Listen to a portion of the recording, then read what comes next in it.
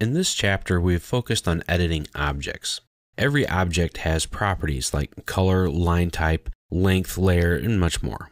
Different object types have different properties. One way to edit or manage those traits is through the Properties Manager palette. We talked about palettes in an earlier section, and we've used them a bit from time to time. But let's take a closer look at this one specifically, because you can use the Properties palette in many cases to edit your drawing. To open it up, press Ctrl and 1 at the same time. I have mine set to be docked here on the left, but you can pull it out and move it wherever you want. Click, hold, grab it, and then drop it. And you can move it to either side, top or bottom. You can click on the edge of it and hold that and stretch it up or down, left or right. You can hide it, move that around, or extend it out. Right click on it to get to a lot of these other things. You can even change the transparency of it. Just move it back to the side again and dock it if you'd like. And when you don't have any objects selected, the Properties palette gives you the current information about your drawing settings, at least some of them anyway.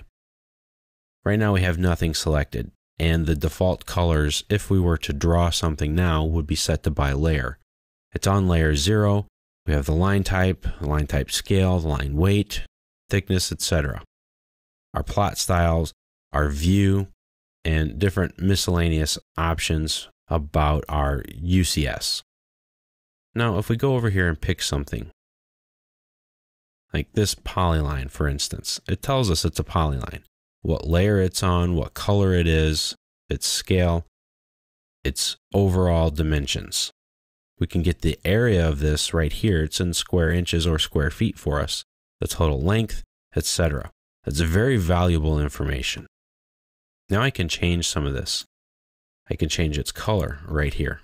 I can change the layer that it's on.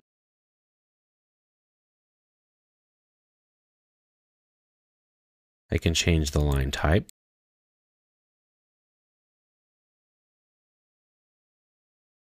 Etc. So that can be very useful. Sometimes you need to alter the properties of more than one object. For example, this text.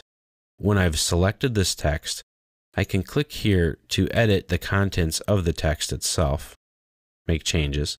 I can change the style so that it looks different. I can change the height, the justification, etc.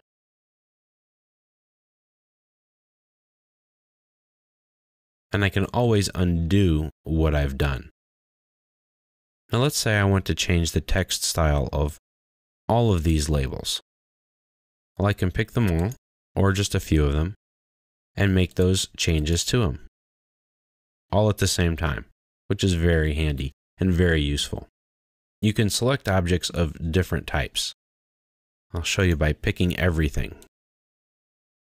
The Properties palette will tell you how many items you've selected, in this case 301, and when I click on this box, it sorts out a list of all the different types and how many of those types I've selected.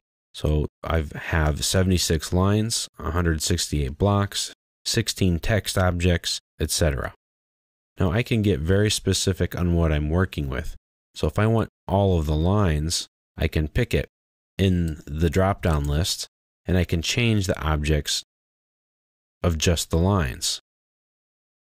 And as I move through this list, I get a preview of what it's going to look like in my drawing area before I make the change.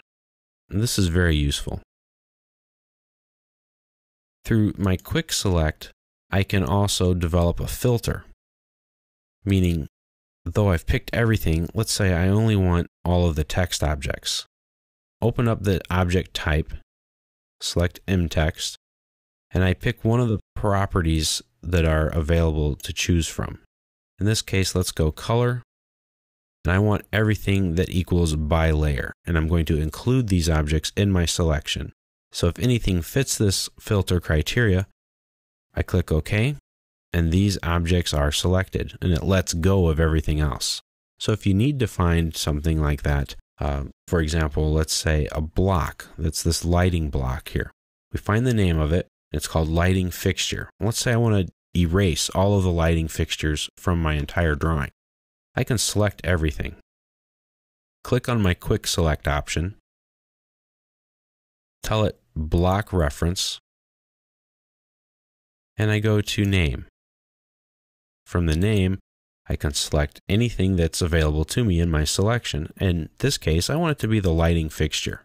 I click OK. And then I see that that is all that I have selected. Press the delete key and they're all gone. So that's another way to select objects so that you can edit them. You can also get objects and change them with a properties palette. You can do specific kinds, or you can do everything at once.